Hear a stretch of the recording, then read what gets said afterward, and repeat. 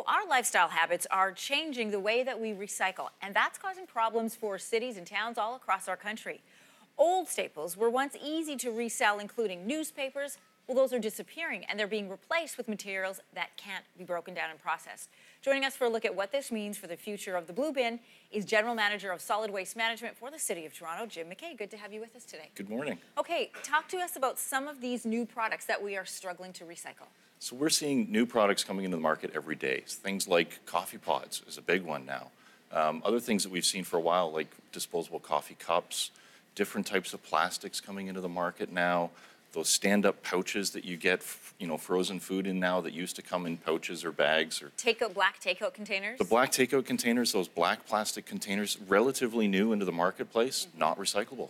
So there's a lot of confusion, I think, still for people who still think, recycling is for newspapers. And I know even myself at home, I want to recycle, and I'm like, can I put the clamshell in the recycling or not?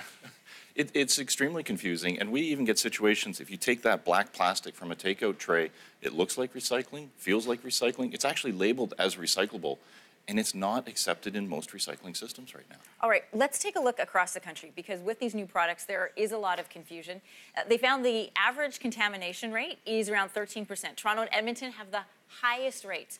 So at what point does a load become contaminated? And explain to people what that means about contaminated. So contamination is anything that is inside the recycling bin that shouldn't be in there. Okay. And some of that can be blatantly obvious stuff. We get garden hoses, we'll even get dead animals sometimes in the recycling bin. Obviously shouldn't be going in there.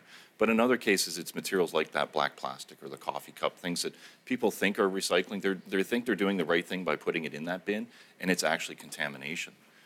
So the information is out there. I know it's on every city's website about what can and what can't, but what can we do to get the message out a little better so that it's clear for people, that it's instinct? Well, I think we're doing a lot in terms of promotion, education. There's been lots of media coverage on it. Because things are changing so much in the garbage stream these days, it's important to check before you put anything into a bin anymore to make sure that it can go in there. There's lots of online tools to get up to speed and educate. But I think what we're starting to do is more enforcement side of things, where we've got individuals that we know just aren't participating. Mm-hmm. They refuse to participate, or they just don't care.